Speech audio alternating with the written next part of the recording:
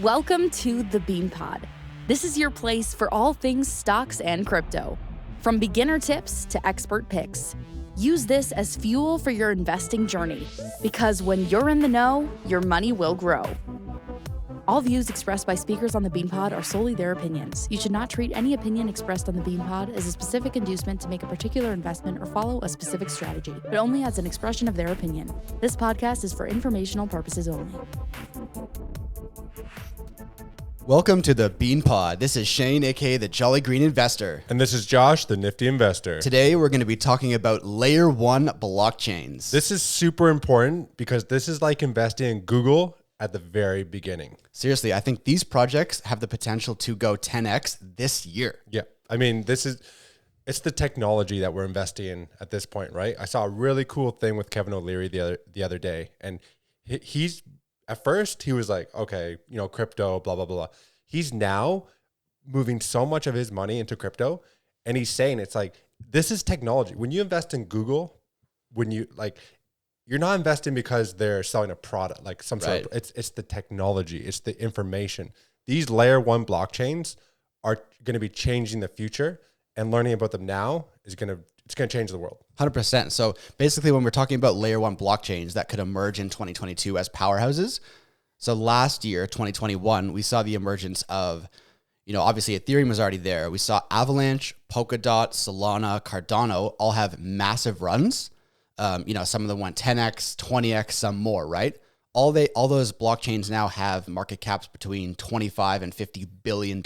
Yeah. So today I want to talk about the layer 1 blockchains that are currently, $10 billion market cap, $5 billion market cap, $1 billion market cap that could go 10x or more to get to that 20 billion, 30 billion, 50 billion or more, right? So I think the opportunity to invest in these blockchains right now is insane. So why are these layer 1s so important? Like, what makes them different from, Ethereum? Like, what makes these so much better than, any other blockchain? Right. Why are we looking at layer 1s? So we're looking at layer 1s because they are the building blocks for foundations. So all the projects, launch pads, exchanges, wallets, play to earn games, these are all launching on blockchains. Right. So when you talk about layer 1s, it's the foundation, the building block of the ecosystem. So the things that I always look for when I'm looking for what layer 1 blockchain I think is going to explode next, there's a few important criteria. First one, it's always good to look at who has the investment and development funds and grants that are going towards them. So we saw a couple of the ones we're going to be talking about today, Near Protocol, Phantom, and Harmony One. They all had $100 million, $300 million, $800 million investment grants in 2021. And from the moment that was announced, they all exploded in price. Yeah, right. So you look at the news and you see these little pieces of news that sometimes it might not go viral, but we're posting about it in the Discord. Yeah. And you can see, if you look in that chart, Phantom, Near, Harmony, as soon as that is announced, they explode. So that's one thing I really look for. There was that thing we were talking about before, developer growth. Yeah, the development growth. That's right. Right. The amount of developers joining the ecosystem. Correct. And helping build out the project. Yeah. Yeah. So, at the end of the day, it comes down to how many developers are working on these blockchains to build new projects. If a blockchain has a lot of developers building new companies on that ecosystem, that's going to grow. And with that growth, you will see an increase in the price of the coin. It's pretty simple, right? But yeah. So you mentioned Near, Phantom, and when you look at the top cryptocurrencies by growth in developers, Near had a 291% increase. Number of full-time developers, 137. Right. So Phantom, 270% increase. These developers are jumping on board here because there's something special about these, right? 100%. And going back to what you said when you're looking at blockchains and how to compare them, the things you want to look for to compare them, why are they better than Ethereum? Why are people building on Solana instead of Ethereum or whatever? At a high level, it's transaction speed, it's security, it's scalability, those kind of things, staking rewards. As we know, Ethereum right now in its current form is not built to scale. Yeah. And Vitalik Buterin referred to it as the scalability trilemma. Right. You can't have scalability. You can't have security. You can't have decentralization. All in one. You need to choose 2 out of the 3, and no blockchain can provide all that. And that's what all these are attempting, all these new layer ones are attempting to do, they're rebuilding so that you don't have to build on top of them, right? So Ethereum is proof of work. Yep. So that's an archaic, it's very secure, you know what I mean? But you lose the speed, you lose the scalability of it. And that's where you get, you know, the Algorands and the Nears and the Phantoms all rolling out, right? So. Yeah. So a lot of these blockchains basically point to Ethereum as what they don't want to happen. So when you're minting an NFT on Ethereum and you're paying $200 gas fee, that's because the load of transactions on Ethereum is so high right now that the gas fees are astronomical. Right. It is literally the definition of not scalable. So that's why some of these projects we're going to talk about today are much more scalable, still provide a lot of the security that Ethereum does. So that's why people are building projects, NFT marketplaces, games on these blockchains, right? Yeah, because if you're, think about it, you're trying to launch a dApp and you're trying to do it on Ethereum, but the user base has to pay a gas fee of $200. That's going to really prevent your dApp from growing. Nobody's going to join it. So you need barrier to entry. You have to look to these other ones. Yeah. But you want to make sure you're still getting the security aspect, right? Because you can eliminate these gas fees, pay a zero gas fee, but how secure is the network? We've seen a lot of issues and hacks going on with Solana lately. For sure.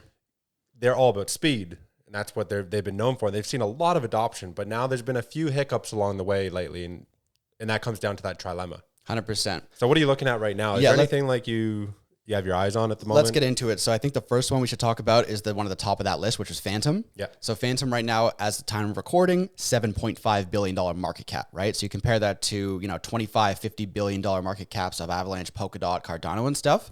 It has had a big run up lately, ever since they had, I think it was a $315 million investment fund, which was granted in 2021. Since that announcement, the price has 10x'd. So already it's gone 10x since that announcement. That's what I mean. You have to be on these announcements. It's super important. So why is Phantom so good? As we said, look, it's faster than Ethereum, super high transactions per second, open source.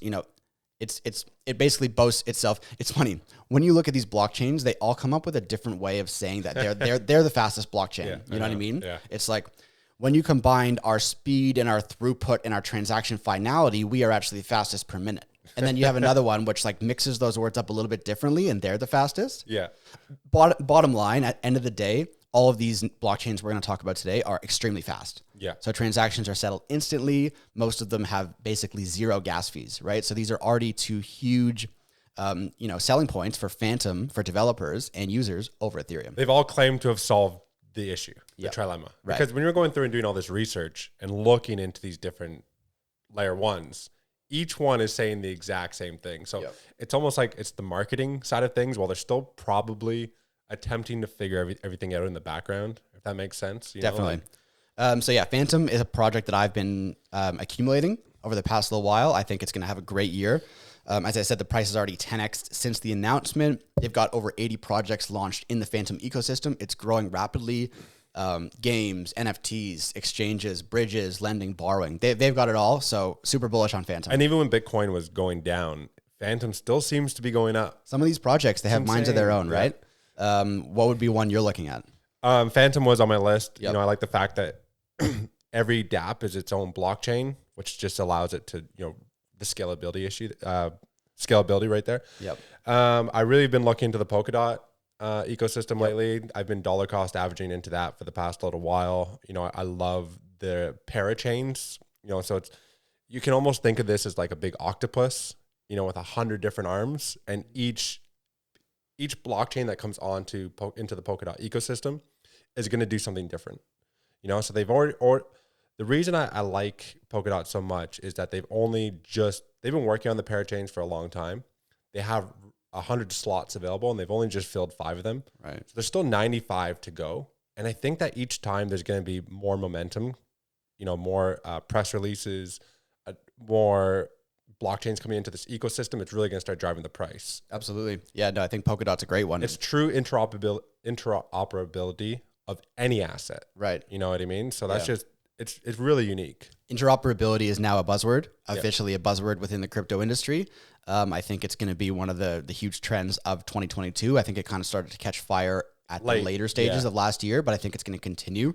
So Polkadot's a great one. I think on the same line of interoperability, Cosmos, Atom, we've seen a massive spike in both the price, number of projects launching, and general, just like the amount of mentions that Atom and Cosmos is getting on social media. I feel like you really didn't hear a lot about it last year. Now everyone's talking about it. You know, TikTok, Instagram, Twitter. It is now becoming one of these trendy blockchains. And I know people always like to say, well, when you see that, it's the one to avoid because everyone's already on it. I disagree in this case because I think Cosmos still really hasn't shown to its full potential. Right. It is one of the most quintessential Web3 interoperability plays. You know, multi-chain, cross-chain. It makes, I think it's called the Internet of Blockchains. Right. Yep. It allows blockchains to communicate with each other. Rapidly expanding ecosystem. It ticks a lot of the boxes for me. Yeah, this is like, that was like one of the very first videos I ever made was on Cosmos. Cosmos? Yeah, like way back. It was like almost a year ago now. Right. And I was just like, the Internet of Blockchains, like, okay. Yeah. You know, this makes sense to Sounds me. great. It's got all the buzzwords. So Cosmos has a $9 billion market cap right now. Right. I think that could definitely 10x. I think I could see that at a $50 billion market cap. Maybe in the next year, we'll see. I mean, as adoption continues to increase, if they can demonstrate, if they can get the development, the developer growth. For sure. One project in the Cosmos ecosystem I'm super bullish on is Secret. They've already got a decent market cap. I think it's floating maybe around $1 billion. It is a privacy solution for any Web3 decentralized application. So data security, safety, and storage is one of the largest issues. So are these projects that are being built, new ones being built, or can older projects apply this afterwards? They work with projects. So Okay. it's a solution that other projects can use. So it's a privacy solution Yeah. built on Cosmos. I've not only have I been accumulating Cosmos, I've also been accumulating Secret and a few of the other Atom ecosystem projects. I think I made a couple of videos on it last week about 3 or 4 of the Atom ecosystem projects that I'm bullish on, but I love the ecosystem and it's growing rapidly. Yeah. Where can you get that? Because some of these, you know, you hear about some of these blockchains and you hop onto CoinMarketCap and you try to find, okay, here's the contract address and it's got some, it's like, I've never seen this one before. Yeah. So where do you go and get something like this? So I did that big post in our Discord showing all the ways that you get into the Cosmos ecosystem. So I got the Kepler wallet. So it's another wallet you have to get. I know, another wallet. Yeah, I have wallets coming out the yin yang right now. I got the Kepler wallet. Secret is actually available on Binance. Okay. But in order to get really into the Cosmos ecosystem, it's the decentralized exchange is called Osmosis. Right. So I bought Secret and then a couple of other Cosmos ecosystem projects on the Osmosis exchange. And you can also stake your tokens on there. Are you staking at the moment? I'm not staking, but it's something. I mean, it's easily. That's why I bought it on Binance or on Osmosis as opposed to Binance because I'm now going to be looking into it. Gotcha. It's all a lot. You know, I'm deep diving into every ecosystem. Yeah. So yeah, but look, Cosmos, one of my top picks for the year. Beautiful. I had my eye on Cadena. Yep. KDA, I believe it trades under. Yep.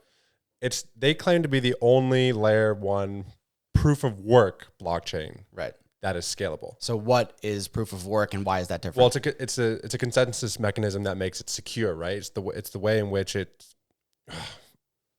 validated. The way in which it's validated. Yep. Okay. So when you're doing proof of stake, it's a different way of validating and it's faster. So the fact that they've built this thing called a chain web, so it's kind of like what Ethereum 2.0 is trying to achieve with its sharding. So it's breaking up transactions into smaller blocks. Right. And what caught my eye about this is the fact that it's founded by the two who created JP Morgan's first blockchain and helped start the SEC's crypto group. I like that. So they have some sort of inner working in the background there. And what I found on their website was really interesting. It says, this is a proof of work platform capable of scaling to settle the 9+ million trades executed on the New York Stock Exchange each day. Love that. So, you know, just me piecing the puzzle together on their website. When it's founded by the two who created JP Morgan's first blockchain, helped the SEC, and then somewhere else on their website it says help to settle the 9+ million trades executed on the New York Stock Exchange. That's interesting. No, very interesting. Where are they attempting to go with this? You know what I mean? I love the integration, the possible integration into the stock market and all that kind of stuff.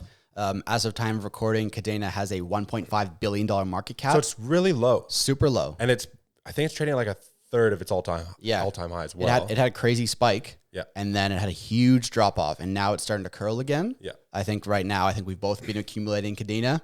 I think it's scalable proof of work for me. Like it sounds great. And when Solana claims to be this ultra fast, blockchain, this this super speedy, like that's what it's known for. You think Solana, you think speed. Yep. Cadena can do 500,000 transactions versus Solana's 50,000 transactions per second. Yeah. So it's even faster, but it's also proof of work, which is the most secure. So if they can piece all these things together and actually make it work with their chain web, super, super fascinating. Interesting. And they have a lot of expansion plans for the ecosystem this year, which is, it's going to bring eyes to the, they got their CADEX, their exchanges, NFT marketplaces, all these other. Yeah, that was what I was going to say. Where's the ecosystem at? I feel like right now is a good time for getting into Cadena because the ecosystem hasn't seen the explosive growth, but I feel like it's just building. It's just starting. Yep. And that's when you want to get into before all these things begin to happen. For right? sure. I think Cadena, that's a great one for the list. Yeah. We should probably mention Near Protocol. We mentioned at the start. I think we need to talk about it a little bit because it, along with Cosmos, has been a super trendy one lately. So Near Protocol has a $10 billion market cap. It was at the top of that developer growth lift. So developers are flocking to the Near Protocol. It ticks that box, and it also ticks the investment fund box. So they had an $800 million investment fund announced in October. As soon as that happened, I posted in the Discord. I made a video. The price has doubled since then. Right. So it seems like, just look for these investment funds announcements and invest. And that is honestly a great strategy. It seems simple and stupid, but you see these investment funds coming. What this money is used for is to get developers to come in and build on the project. They have incentive programs. Then the projects get built. Then the projects launch. The users come, and the token price explodes. Yep. So it doesn't happen overnight, but you park your money in something that has an investment fund announced. It's a great strategy. So what is Near Protocol? They claim to be scalable, carbon neutral. They work alongside with other blockchains, so Ethereum, Polkadot, Cosmos, etc. You heard Vitalik Buterin come out and say that the future is multi-chain and not cross-chain. So I think Near Protocol plays into that because they work alongside a bunch of other blockchains working towards a multi-chain future. Right. So I think that comment has actually spurred the run of Near Protocol on even more. Yeah, you always got to be paying attention to what Vitalik is saying, right? 100%. It kind of seems like he speaks in code because he's so far in the future. Yeah, he is. But if you decode what he says, you can find some good investment strategies in there. Yeah. No, I like that. I like that strategy, looking to see where's the investment money going. And when you see Near Protocol getting that $150 million, $800 million, right? That's a mass. I think they just also received another one. Yeah. I think it was another one I just saw that. You're right. Yeah. More recently, 150, right? Yeah. That's nearly $1 billion. So that's what I'm saying. Like on top of that, follow the money. Something's going on there, Yep. And let's see, we can see at time of recording, it's like they're up 22% in the past 7 days, 12% past 24 hours. They've been defying the market. Everything else is down. Everything else is pretty much red at time of recording. Yep. Market cap of 11 bill. Can they climb as high as Avalanche? Which is at a $22 billion. Why not? I think so. 100%. That's at least a 2x. I think definitely this year, 2x, 3x, 4x potential for Near Protocol. Yeah. Love it. One we've been talking about internally, just between you and I lately, is Internet Computer. Yeah. ICP, Definity Foundation. Yeah, definitely. It's a super interesting case, right? It's completely different. You look at that chart. It looks like a rug pull. It does look like a rug pull. I mean, it looks like a lot of crypto launches that just haven't recovered yet. But this is different because it's a hugely hyped layer one blockchain, right? So at time of recording, $6.5 billion market cap, but the price spiked to 420 on launch day. Right. And now it's at 35. Yeah. So what market cap would that put it at then if it went back up to 400? So it's like a 10x. So it's like, minimum 70 billion. Man. Yeah, it's sitting at $6.2 billion market cap right now. So like a 95% dump. 31, yeah. It's like the trading volume is not super high on it. No, this is what we were talking about before. They haven't seen the ecosystem growth. It's just starting. It is just starting.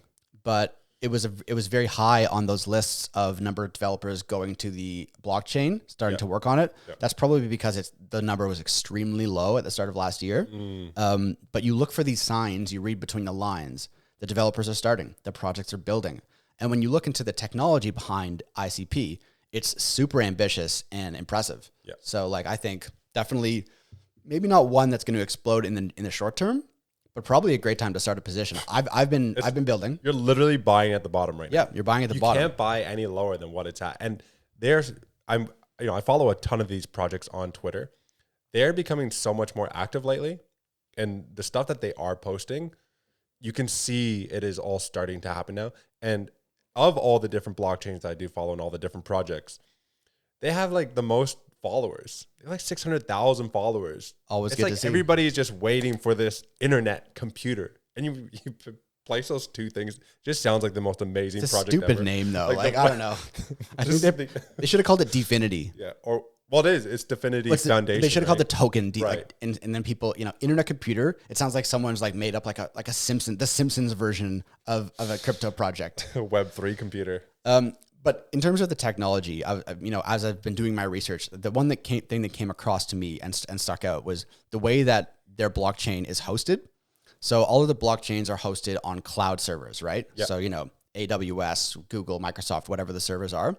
Internet computer nodes don't run on cloud providers. They have independent data centers around the world that are separate from those cloud servers, which are run by those private companies, right? And if you're decentralized, you want to get away from that traditional way of doing things. Yeah. That's exactly what they're doing, which makes it that much more secure and decentralized. Right. So I think that's one thing that they're doing a lot differently.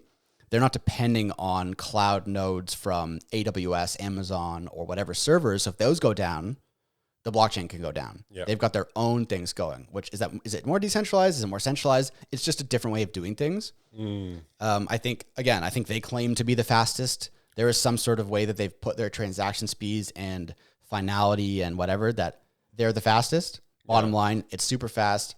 It's a very ambitious project. And if you look at the chart, it seems like a good time to get I love the ambition, and I love how low it is. I've been watching this thing for forever. Yeah. Like for a year now, I've been watching this thing, and it's just always made me so queasy seeing that massive sell-off. Is what, like, the insiders must have obviously had something where they just profited huge from it. And I think that it takes a while to recover from that. It's almost like the chart has to go so far now that people can't even see that initial dump. For sure. The developers dumped on everyone. There's no question about that. That creates a lack of trust. For sure. The price has been coming up a little bit over the short term lately. It's been ticking. And that's because they just completed a Bitcoin bridge. Right. So now they're going to be working alongside the Bitcoin chain. I think that is going to be big for their project, their whole ecosystem. As we said, there are a lot of projects that are going to be launching this year. So it's one I've been building a position in. Might not be the one to explode in the short term, like a Phantom or a Near. But look, you look at the chart, it seems to have bottomed out. Yeah. And in a protocol, ICP definitely want to put on the list. And a lot of these projects that we do talk about don't necessarily just explode overnight.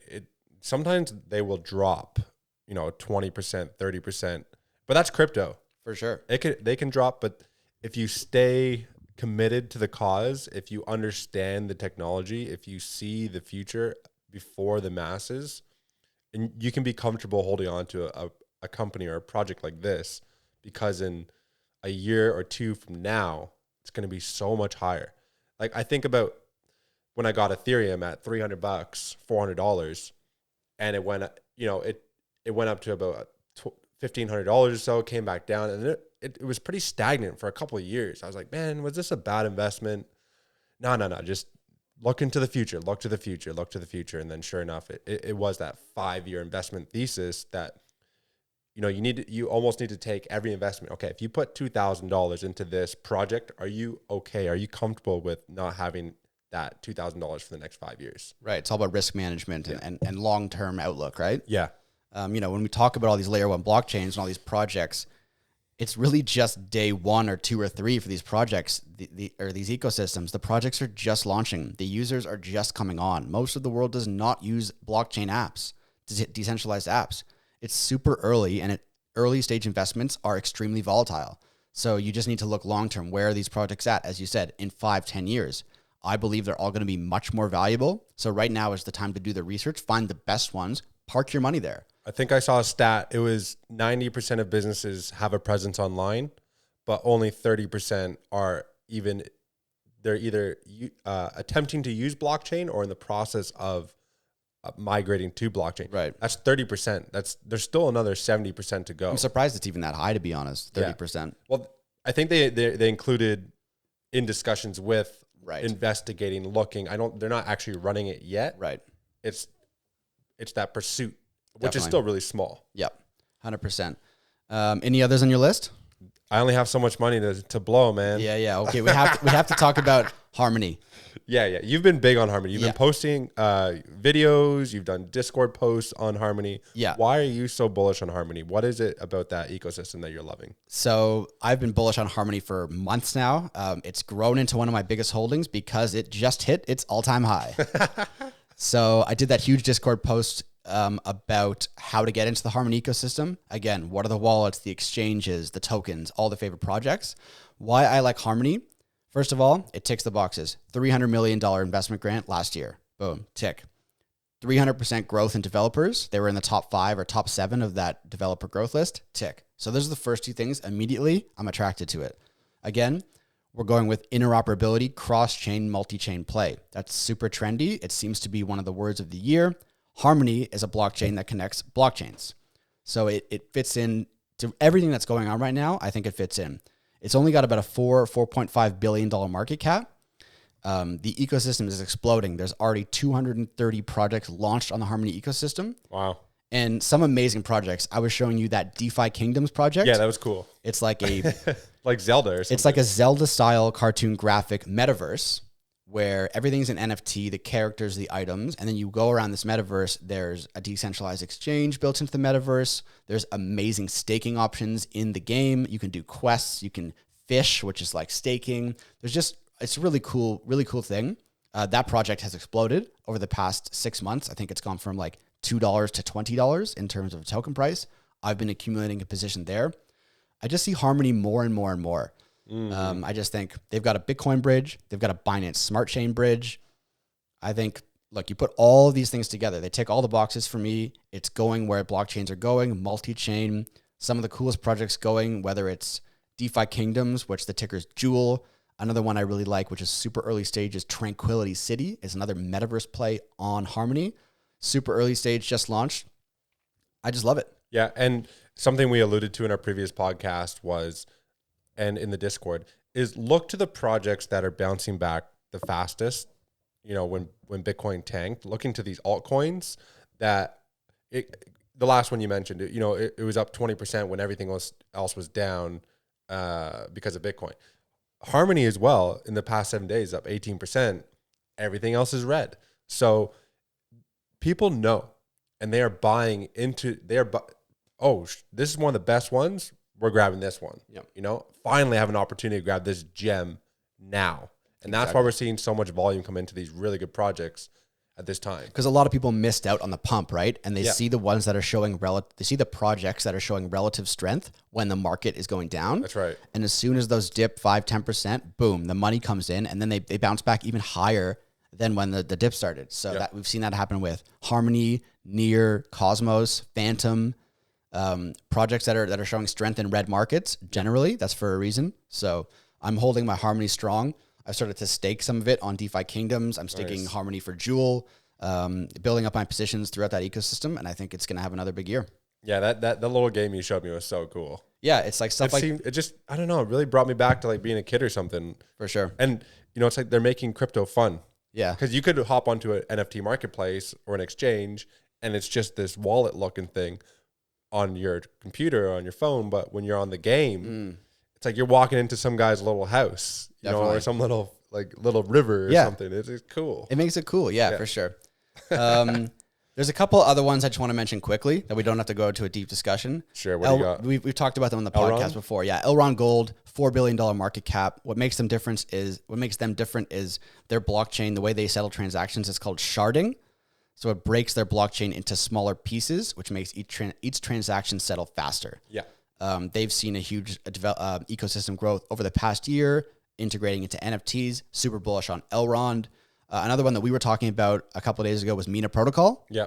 The world's smallest blockchain? Was the world's lightest blockchain. The entire blockchain. Lighter than a tweet or something like that. 22 kilobytes, the entire blockchain, whereas most blockchains are 300 gigabytes or more.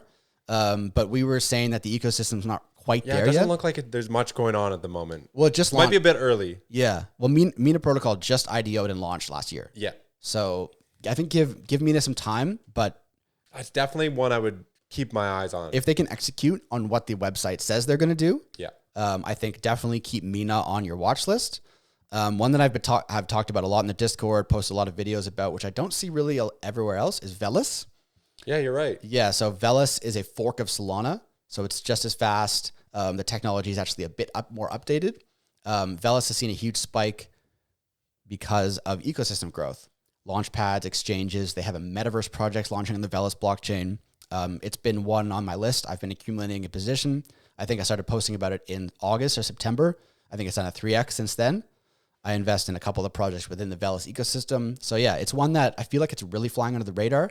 As of recording, I think it's around a $1 billion market cap. So it's super small. I think on par with Mina. Yeah, Mina's at a 1 bill as well. Yeah. So these are small layer ones. Yeah. But a 1 billion could turn into a 10 billion pretty quick if the ecosystem explodes. It seems like a lot of these really good projects, if they are solving a problem, of that the trilemma, factor there that we were talking about at the beginning, if they can solve that, there's no reason why you can't be a $10 billion.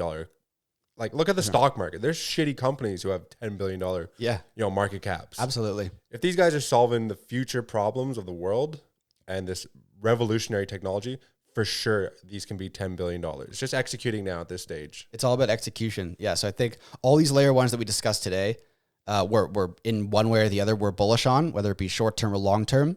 Look into the ecosystems, look into the projects within these, blockchains we discussed. There's a lot to dig into. You might need different wallets or use different websites to get into them, but I promise you it's worth it, right? Yeah, absolutely. Just take some of these names, dig into them a little bit further. Yeah. And explore them for yourselves, and then the ecosystem, there's so many things going on behind the scenes with these guys, right? Like, it's the amount of projects is crazy. But really, I think if you look at that list of all the things we discussed today, some of those at the end of this year or even at the middle of this year could be 10x from the moment of this, which is, early January. It'll be fun to look back. Like, at the end of the year, we'll do another podcast and we'll see the difference in price of all these and market caps of these projects that we talked about today. For sure. Looking forward to it. Well, I think that's a good time to wrap up. Thanks for tuning in, everybody. Make sure you tune in to our next episode. It's going to be a fucking banger. Take care.